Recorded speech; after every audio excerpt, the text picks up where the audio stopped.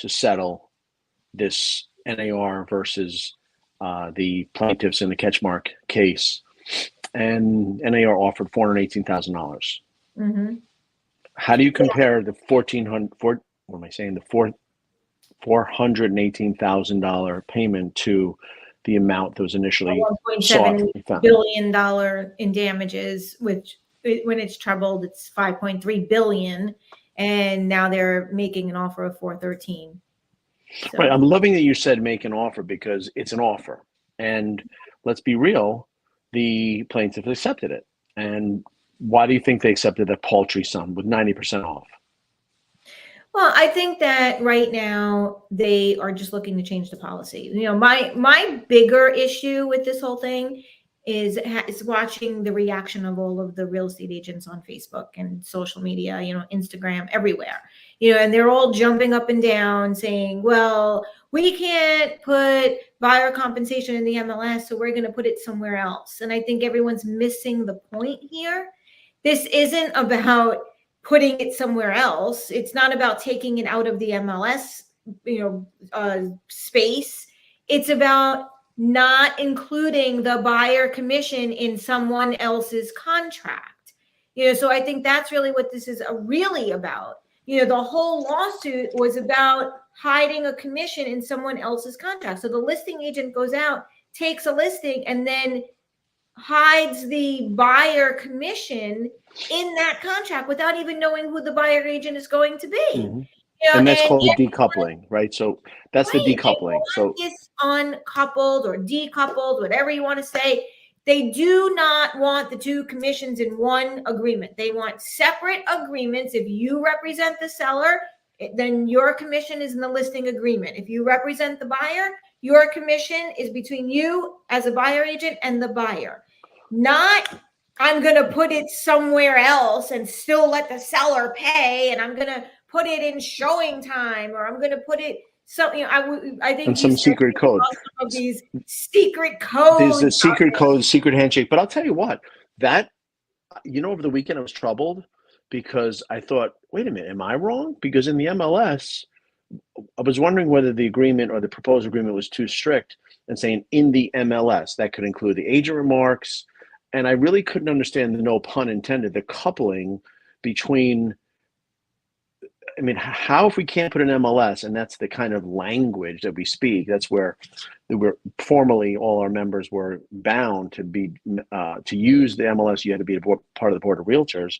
Mm-hmm. I was wondering that, but really what you said was enlightening to me, where it all starts at the kitchen table, an agreement. And that agreement between this listing agent and the seller can have any reference. I'm going to use the attorney phrase, incorporation by reference. So there's a reference to, that's where it starts. That's where it begins, that's an end. So it can't start there. And then if it is in there, you can't, I think agents are thinking, oh, there won't be a field, so I can't put in the field with my fingers. I can like somehow let them know. Somewhere else. It's not about hiding the commission. You know, Ketchmark said he doesn't dislike real estate agents. He dislikes the fact that we're putting two commissions in one contract that should be separated. Because that really maintains. I mean, he was looking for the dismantling of NAR, not because they're bad people. And who cares if they are bad people or who doesn't like them? The issue is that this is where it comes from. You know, the fish rots from the head. So if NAR required boards to require membership to use the MLS, he said that's why we want that gone. That we want that offer compensation gone, because it's reflective of the agreement. So that's what always I was thinking, wait a minute, they could not have written this narrowly, like, oh, that you can't use this MLS, but you could use, I hear other people, showing time, or that's just a service for people that don't know, or a secret text. But, you know, ironically, a secret text is okay. Call the listing agent and find out if the seller is paying. Right. The whole thing, they're missing the point. It's not about that. It's about separating the two. And here's the thing. I'm not, you know, against any of this either. You know, if you're a really great real estate agent, why are you wanting to hide your commission anyway? If you're so good at what you do, sit down with your client and explain your value, or as you say, prove your competency. Prove your competency. I like that. Christine Smith said that. And say, this is my fee, this is what I do, and you, buyer, will owe me, buyer agent, this amount of money. I don't care what the seller pays the listing agent, and the seller shouldn't care, or the listing agent shouldn't care what our agreement is. It should be completely separate. Mm-hmm. And Catchmark said, I do not hate real estate agents. I hate the system that you're using. So And why who cares about the system? The issue is that of a compulsory mandatory nature. That's the only thing here. Because it was compulsory and mandatory for the offer of compensation to be, it must exist. That's why the $1 or 1% concept won't and can't work, because there's still an opportunity to go from $1 to $10,000, where it could be still used as steering. Paying, and then that opens up that conversation. Just get rid of it. Buyer to buyer, buyer agent to buyer, seller to listing agent. That is what everyone is looking for. So really what they're saying is that DOJ there has to be, to protect the public. there really has to be, let's get really close. There cannot be any transmission or conveyance of that information of a compulsory nature. It's always could be an offer, leave the couch, fix the roof, leave the blinds. It can always, anything's okay. That's the irony, is everything's okay, but one thing is not. It cannot be a reference. There cannot be a conveyance of a reference of an obligation imposed. It's just voluntary. That's where we are now. Right. That's interesting. And I'll tell you, there's a couple of other things too, so why, everyone is coming out saying, oh, the news is giving out fake news, commission's going to drop drastically. Commissions may drop depending on what the buyer agent is going to, charge their buyer. And, the same thing now that it's not together, it is truly a negotiation between listing agent and seller, buyer agent and buyer. So will that change pricing? It might, it may not, but that's not fake news. That's not, anyone lying. My issue here is, why are agents yelling and screaming about, we need to continue to have sellers pay us? No, you shouldn't. It should be separate. And we can do that. We can certainly do that. Okay, so a few things are present. There's, I have a bunch of notes. We're going to cut this video up. I found offensive even the proposed settlement, where if there's two parties to any kind of lawsuit and any resulting settlement, why do they need to give advice of what is okay? Why do they NAR come out and say, we settled and you can use seller's concessions? Why are they giving advice? They didn't give advice. NAR did not give any advice before, but now they're giving advice. And the money they're offering now, they didn't offer before. And only when faced with no way to file an appeal, no way to win an appeal, no way to get an offer, was I should say a proposed settlement approved, did they come out and give advice? Why did they, are they playing daddy still? Where, don't worry guys, you can still offer, giving us some, the brokers, hold on. Didn't NAR always say, oh, we don't impose a commission, but now you're proposing a way to get paid? Isn't that a little bit crazy? Why is that left to the brokers? Why did they take this paternalistic view? Never should have been done. I can't answer what they do. I can tell you this, though. I'm really glad that you brought up the appeal and all that. I think that's where agents should be taking to the streets and yelling and screaming. That we have been saying from day one, there will not be an appeal. And everyone's been saying, oh, there'll be an appeal and we'll win. We'll turn this around. It'll take years before there's any changes. And you and I kept saying the appeal process is pretty strict. And it's pretty burdensome, and it's always premature because we never had a decision from which or by which to appeal. Maybe the decision could have been all candy and walnuts and flowers. I fault NAR with not coming forward in the very beginning and not saying, hey, we may not be able to appeal. We have a problem. We're going to try to figure this out together as an association. And they didn't do that. And in my opinion, they didn't do that because they were very close to membership renewal at that time. And if they would have come out and told the truth, members would not have renewed. And then right after the renewal, after everyone re-signed and paid their dues, then all of a sudden they come out and say, we want to, propose a settlement. That is where agents should be. NAR. Okay. And even further, This did you service. notice, did you notice that this offer to settle only came at the very end of post-trial motion practice, right? So it could go down in history that NAR lost every single motion, pre-trial, within the trial, and post-trial. They are 0 for the whole motion practice, before, during, after. They asked for a new trial. They asked for a set aside the jury verdict. I cannot say I'm complete, but I know the post-trial motion practice was absolutely de rigueur, nothing special. It was, vanilla ice cream. They had no facts. So at the end, when they were exhausted and on the eve of, because we talked about May and June, there's a relationship, and this is not law school here, but it's a relationship between the period of time in which these other settlements would be approved or not, and the conclusion of the motion practice, where they're afraid that a decision would come down from the judge where it has a complete injunction, which means, let me get ahead of this, because they don't know that if an injunction came down, a termination of this process, it could have been the full boat of 5.4 billion and you're out of business today.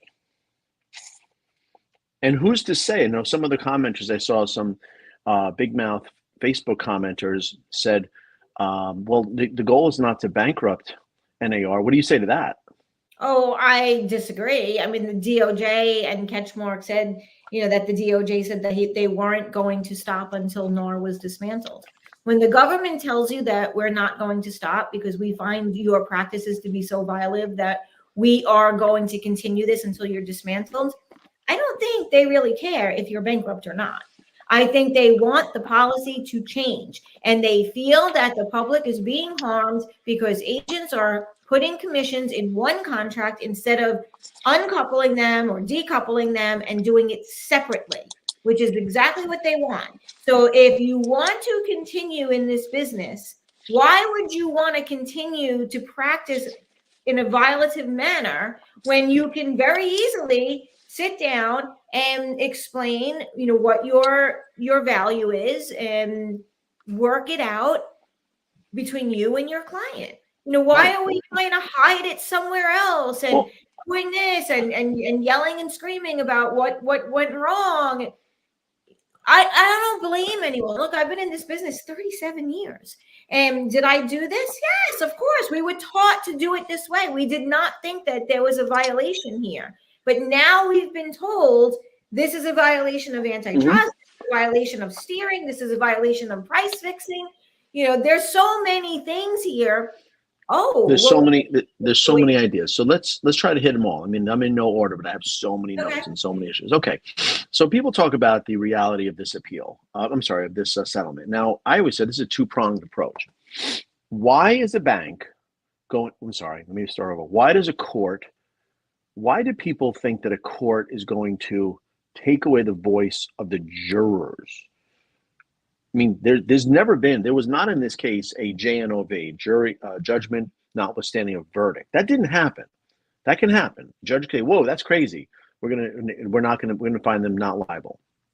So now the jury comes back after they're polled by the court and says, yeah, this is worth 1.78. Now this 1.78 is not a magical mystery number. It's money that was calculated by 500,000 people as to their actual damages. It's not compensatory. So these are a form of compensatory damage. It means you're getting my money back, like a lemon law. So this number of 174, whatever, is real, number one. So why does NAR think, we're members, that we're going to give you less than 10 cents on the dollar? I owe you $5,400. Would you take $418? Why would you take that? Right. So especially since there's more to go. Right. So number one, why do people think that a court is going to, I'm going to use the term, pick the pockets of the aggrieved party class members? One, why do you think that? And number two, why do you think that the Department of Justice is going to say, yeah, you know what, you went far enough? The DOJ has already said that the former RE/MAX and Anywhere proposed settlements were not enough. They ever said those were. I cannot say for sure that I don't know. I'm not going to say I know how close RE/MAX's and Anywhere's proposed settlement is to this one. So it's the amicus brief by one of the learned friends of the court said that those settlements, they're not good. So from a two-pronged approach, why do people think the court and the Department of Justice are okay with what happened in this bombshell? Yeah, I can't answer that, why everyone No one is can. thinking that, and even if they did accept it, it's really not even about that. It's about changing the policy. Why are agents saying they're getting caught up on all the wrong things? Why are they saying we're not going to change our ways? It's going to be business Right. as Those are usual. those are, I get it. They say business as usual. They're not told. I see people complain about their board, but just as a practical nuts and bolts matter, Mhm. people went to closing and paid commission and sued for the return of that money. Right. And for NAR to There's have a its number approved. set in place by the jury. I totally understand what you're So saying. why do people, I I don't mean, know why there's, people would think that that would be acceptable. I don't know. right, exactly. This to me, it's somewhat of a rhetorical question.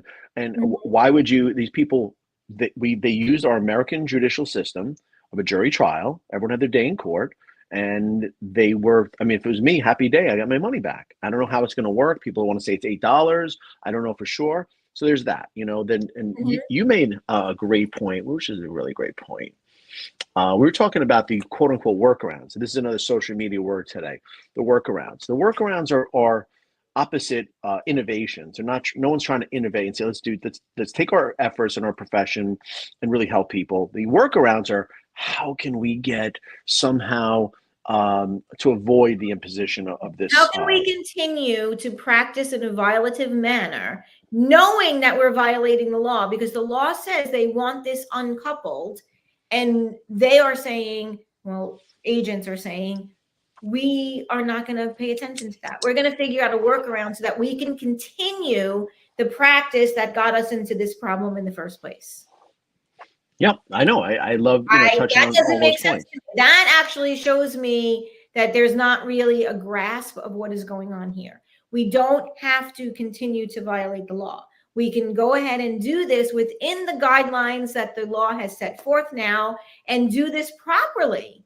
And Mm-hmm. then everyone wins. No one's upset with us. We're doing the right thing. We're protecting our buyer. If we're a buyer agent, where that there's complete transparency. I don't care what you make as a listing agent. You shouldn't care what I make as a buyer agent. It should not affect either side. And then I can continue on my merry way and you can do the same. Right. Why is Okay. that? Well, I mean, there's so many things. I mean, I've just did such, as they say, copious notes. We're talking about, I mean, have you heard that people are saying, well, there's just more disclosure, more paper here. We just have disclosure, just have people sign more That's paper. another pet peeve of mine. They're saying I know, that's why I asked. we've always used buyer representation agreements. Why would anything change? Everyone should be using buyer representation agreements. Everyone's going out there. If you weren't a trainer before, you're a trainer now, saying, I'm going to train you on how to get a buyer representation agreement signed. It's not about the buyer representation agreement. I hate to inform everyone. It's about the compensation, so Well, you you can said that people couldn't, agents, only a few states required, and agents were not getting buyer agency agreements signed when the seller was paying the bill. So now they're going to get them paid when the buyer's paying the bill? Right. So if I was getting a buyer agreement signed, a buyer representation agreement was being signed, it still stated that the seller was paying me. You didn't owe me anything. And chances are the conversation went something like, hey, Scott, in the event that the seller doesn't pay X, which is what I charge, you might be responsible for this much more. Or if you go out on your own and you buy something without me, you may owe me a commission. So just don't do that. I'm going to show you everything. That's how it went down most of the time. And many agents, most agents, by the way, unless it was required by their state, were not getting that done. And why? You tell me why. Why weren't they? Because, they would have to explain what was going on and buyers were afraid. Well, wait a minute. Will I be responsible for any money? Wait, if you're free, I'll give you loyalty every day of the week. It's not going to cost me any money. Buyers didn't appreciate the cost that was baked in. The perception was there was no cost with it, and still people want to retain their options of one agent in Pelham, New York, one agent in White Plains, New York, one agent in Ryan, New York. They'd like the local flavor, which is understandable. Who wouldn't like local expertise? So that's one of the flies in the ointment, that desires and needs are in fact accurate. You want someone who's really familiar with that local market. But you can't run around now and sign up with everyone. You'll owe commissions everywhere. Right. Right. And, here's the goes to an agent using a buyer representation agreement. They all should be using a buyer representation agreement. They should have some sort of loyalty. As an agent, you work very hard. You're out there. You're showing houses. If you don't sell them a house, you've spent gas and time and I expertise. get it, but I want to ask you this. I get that. We know it's involved. But so think about what just happened here. NAR as part of the term said you must use buyer agency agreements. Okay, well, they're doing that, yet states didn't require that. So is our union superseding state law? I mean, so now there could be a conflict where the union says, or a trade law organization, a lobby says you got to do this, but the state is a requirement. So think about that. It's another obligation of membership. I have to do something that's not required by law, literally not required by law. Right, right. But my point going back to that is, if you are talking about this thinking that a buyer representation agreement is going to save you, it's not.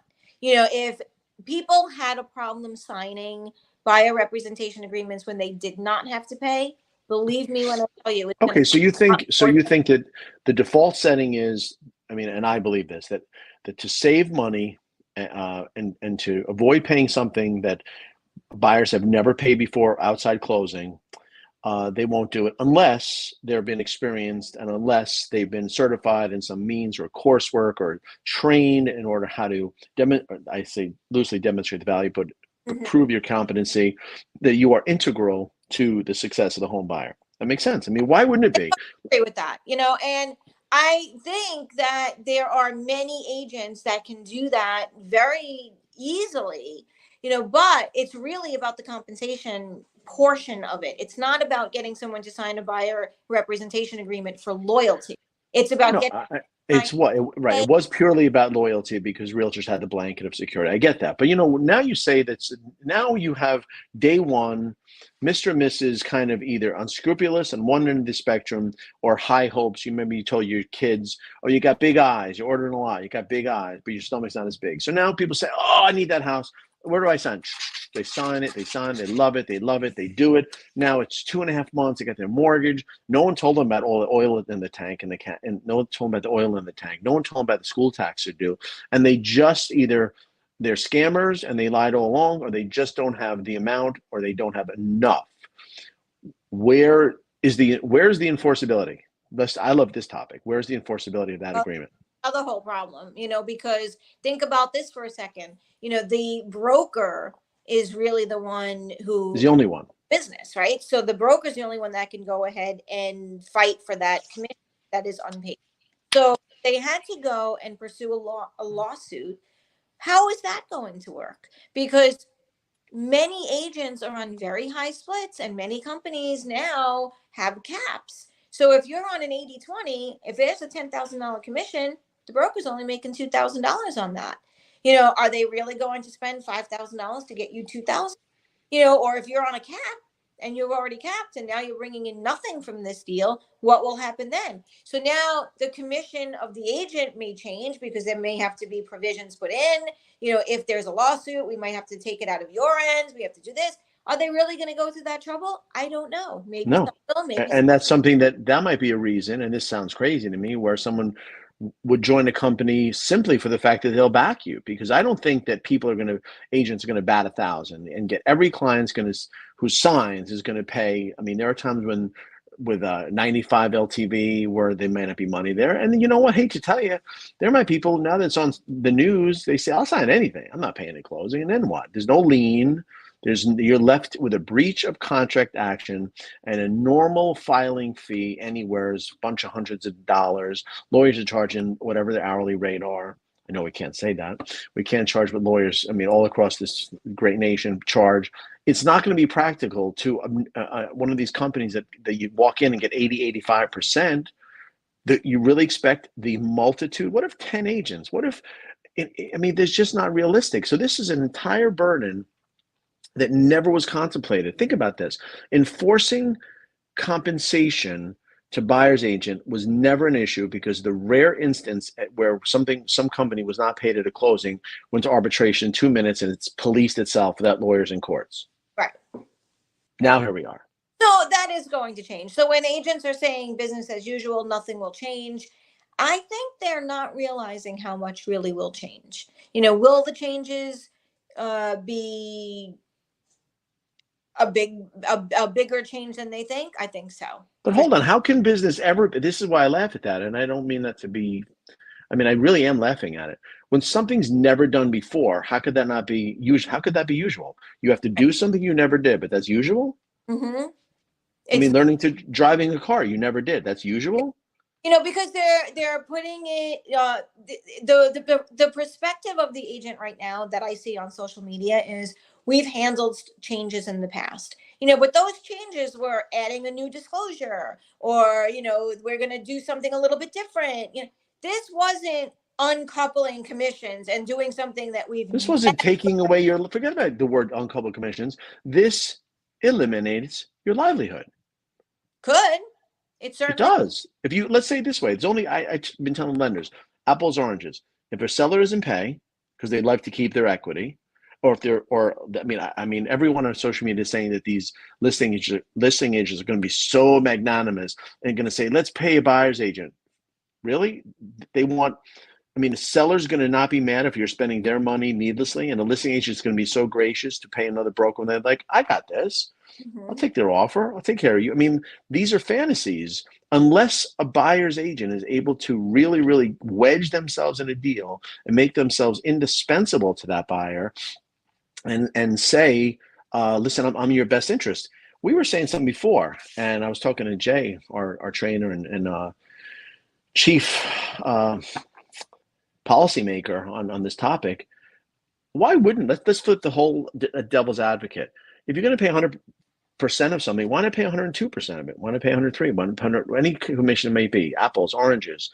Why wouldn't, if you want the house, you pay for it, the representation? And what if you want that man or woman? What do you think? Wow, I want to secure the best dentist. I want to secure the best any service provider. You want the best caterer for a party. Why wouldn't you? Why is this foregone conclusion that people won't pay? They will, like anything else. Any luxury car, any kind of restaurant meal. Can't you have pretty much the same meal at home? The agent that's focused on the right things and bringing the right value. That is who they will pay.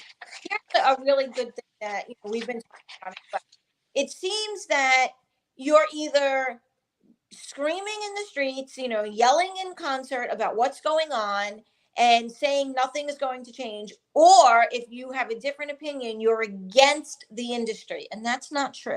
Great point. Industry. We are saying stop focusing on the things that really are not true. Focus on the things that will get you to stay in business, not only survive but thrive within the guidelines of the new laws, right? Well, actually, it was always the law. We just realized that we were violating. I call the new economy within the ruling. But there's no reason why we're not saying, hey, we can pivot and we can continue our business within the guidelines of the law. And that doesn't mean that I'm against my industry. I'm all for my industry. But we want to do it the proper way. And then everyone is happy. Then the buyers and sellers are happy. The DOJ is happy. We're happy because we don't have to worry about being named in future lawsuits. We're not hiding commissions. We're not using code words. We're not calling the seller and begging for them to pay us because the buyer didn't. Just do it the right way. If we do it the right way, everyone wins. And look at this explosion. It was the Ides of March. Maybe they thought the NAR backstabbed them and with to Brutus. But really, this action was filed 5 years ago, and the Department of Justice started 6 years ago. Mm-hmm. There's no reason for this level of surprise. There's still people who, I give them credit. They honestly say on social media, what is this about? I'd rather that person who admits they haven't been watching, they're working too hard, and they have not been focused on the legal surroundings. That's not their job. They have brokers, they have lawyers, they have managers. They're doing their job within the fair system they know about. Other people are just making things up and making up that the cases are fake. Do we have no trust in the American system where representatives terrible, everyone's lying? none of that is true. I mean, the attorneys that represented us were fantastic I legal. mean, they're the most. I said this before. I mean, these men and women were the best of the you could possibly have. These. I mean, most decorated, most experienced. You would want them for anything you Which would ever want. I find fault isn't with our attorneys. I mean, you said there's agents out there that still don't know what's going on. You know what? You think that that's an okay thing. I don't. You know what? If this is your business, you should know what's going on in your business. You may be one or two mortgage payments away from not being able to pay your bills. You know, if this is how you support you. But hold on a second. Let's say some agent had their nose to the grindstone, right? Let's be using your example. Someone's been, I mean, then they bring this to their office manager, their broker. Hey, I've been noticing 2020, COVID is a week away. I've been noticing what? We've been talking about this till today. Right. What? I mean, it's completely wrong. As an agent, you should be aligned with a company that is pushing down the proper information to you when it has to do with your livelihood. If this is how you support yourself, you need to know what's going on. And if you hear some grumblings about it, get the real facts. Don't listen to hearsay or what somebody else is saying. Don't join and start yelling in concert about what's unfair. You know, this is the law. And we can move forward within the guidelines of the law. But okay, here's my question. I got a few things. But wait a minute. You asked, you talked about NAR. You said, you know, there's a lot of misconceptions and people are angry at NAR. You know, I'm not saying that we shouldn't be angry at NAR, but I think that a lot of people are angry at NAR for the wrong reason.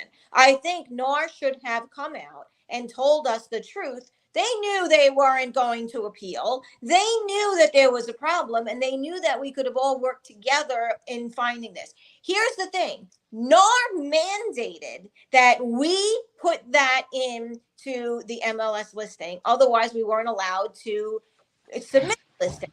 NAR also mandated that everyone had to be a member. If there was someone in the that wasn't a member, they would shut down the whole office. And then, you know, fast forward, not only do they not tell us that we may have a problem because membership dues was coming up, they waited until after everyone paid their membership dues. And then they said they wanted to, you know, propose a settlement. And the letter that went out said, we're doing this to protect you, protect us from following what you mandated. Right. They said, don't worry, you're insulated from liability. And that was ridiculous because if you're a plaintiff, who you're really going after the individual agent. I mean, you want the deep pockets. And how could an individual agent ever be responsible for anything that their broker is responsible for them? Following what the broker was mandated to do in order to be a part of the association. So you're not doing this for us. You created this problem, and now you're saying, "Oh, we're going to appeal." You know, so agents believe that. Agents, brokers, everyone believed that their association was giving them the right advice. Boards were having meetings. Their attorneys were coming out saying, wait till they appeal. You know, they knew they weren't going to appeal, and everyone believed it. And I don't fault them for that. We always the leaders of our association because the system worked in the past. Well, the system no longer works because it's been found violative. So now I have an issue with NAR for not being transparent and honest with us. So I'm not upset agents are mad at NAR. They should be mad at NAR. But I do think they should also be figuring out how to conduct business within the guidelines of the law. That's the opportunity we have. And you know, it's not crazy. It's a principle of American business where you demonstrate you're the person for the job, you make some promises, you under-promise and over-deliver, and are paid. I mean, it's amazing that there's this outrage for payment to me from a party other than you represent. That's nowhere found in American law or jurisprudence or business. If you're looking for payment from the other side or somebody else's contract, I would question the competency of who you are as an agent. Why do you want to hide your commission? I don't want to hide my commission. But everything you're saying is going to be disagreed with and poo-pooed because they're going to say we're not hiding and it's on MLS. But they were really, every agent that ever worked within the system is satisfied. They were satisfied with the money. That worked in the past, but now they have come out and said it needs to be uncoupled, and agents are saying, no, We're not going to uncouple it. We're going to continue to do business as usual. And now we're still going to get the seller to do it. And we're going to put it somewhere else so that we don't have to go to our own buyer and get our own contract. That's the problem, Scott. Well, yes, that's the problem if they're looking at it as a mandatory compulsory nature. However, if there are ways that that parties can agree to compensate both, listen, you could throw in the couch, you can do whatever you want. But the fact is there is a system where maybe a home buyer really feels that they need the representation, and they feel that they could structure a deal to include the realtor who's out of the deal. What buyer's agents have to realize is they're out of the deal now. They're not in business because they can't guarantee payment on it by being merely involved. Buyer's agents have to now say that they are worthy or necessary to be involved. And then when you find, so here's my question: is there even such thing as a buyer client anymore? They're not a client until they sign an agreement, and they sign an agreement and they are prepared to pay. Here's my question: is a buyer's agent ever going to, we talked about this a while ago. Oh boy, this is a real potential conflict. If I'm representing a buyer and they have really a lot of assets, do you want that client more so than the one who barely is scraping by? Are buyer's agents going to shop buyers based on their ability to pay them and violate fiduciary duty? What about that? Right.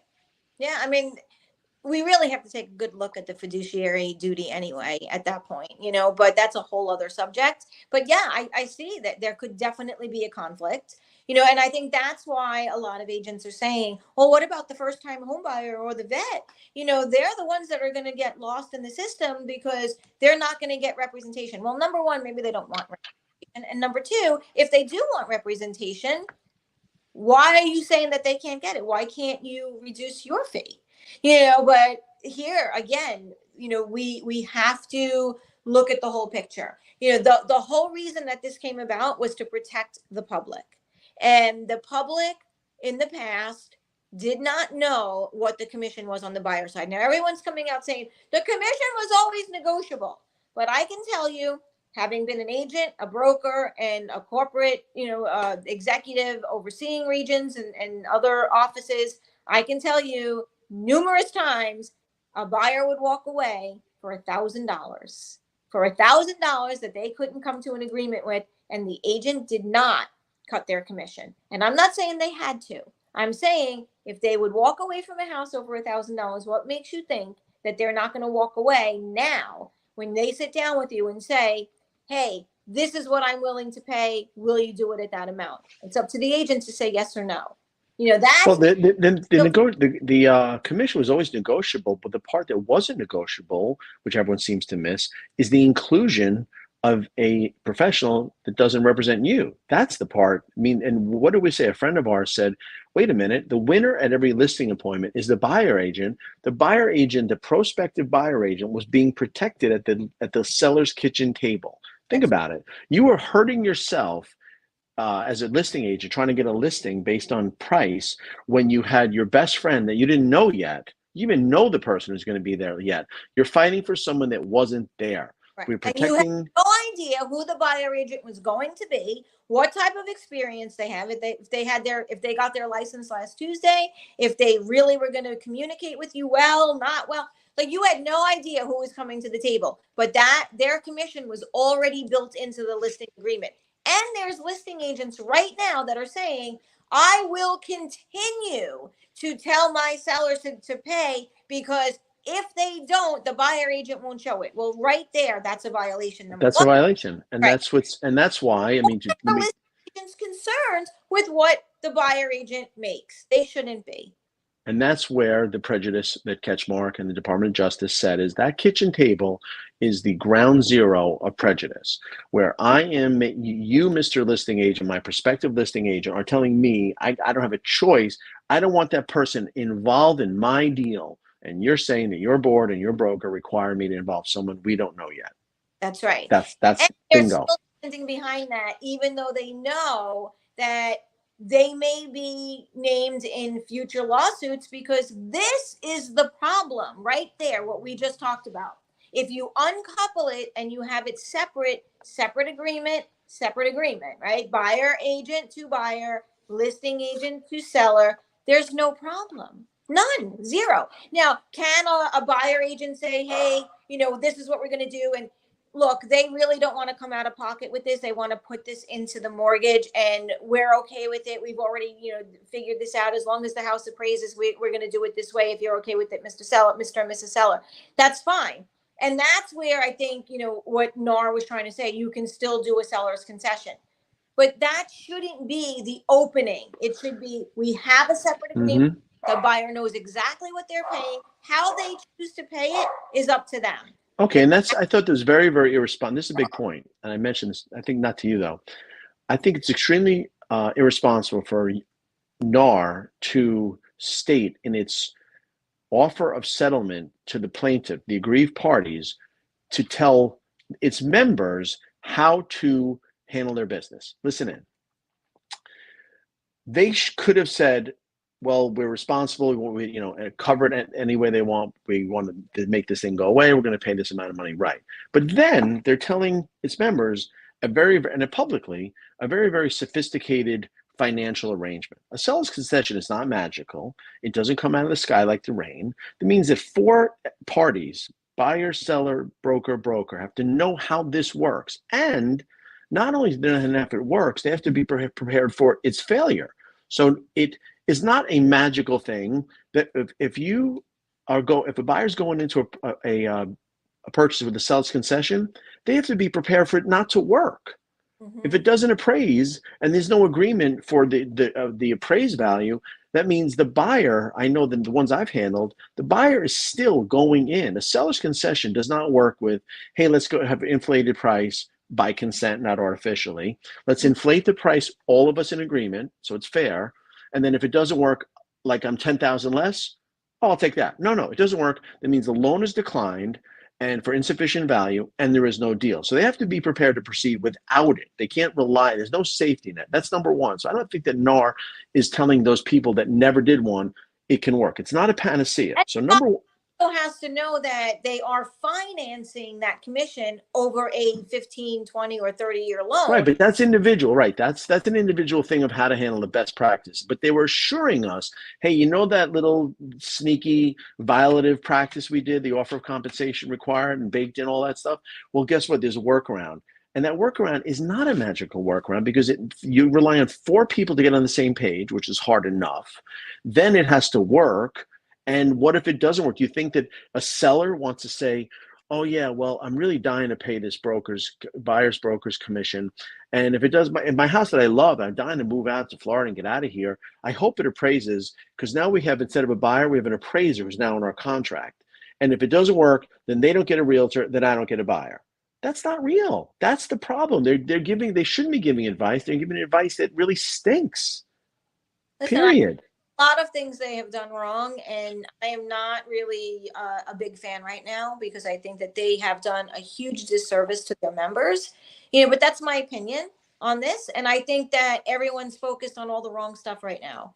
And I cannot stress this enough. We are not against the industry. We're all for the industry. In fact, we're more for the industry than all of those that are out there crying and throwing tantrums, because they will get nowhere. If they learn how to protect their commission and uncouple it, it's not about a buyer representation agreement. That's only part one. It's about protecting the compensation and being transparent with your client, regardless of what the other side is doing. If that comes together later, that's a whole different thing. But in the beginning, it has to be done properly within the guidance of the law. That is the agent that will survive. That is the agent that will thrive. And those are the brokers that will stand behind the agents that do that. That's all. Right. And I understand that, of course, buyers, another missed road is buyers agents are important. Of course, we're all important. Everyone's important. There's such a duty here. Who knows this crazy, convoluted labyrinth of steps to take: finance, bank, contracts, closing dates, moving trucks, painting. No one knows this stuff. You need a professional in your corner. There's no question about that. But now, as usual, there will be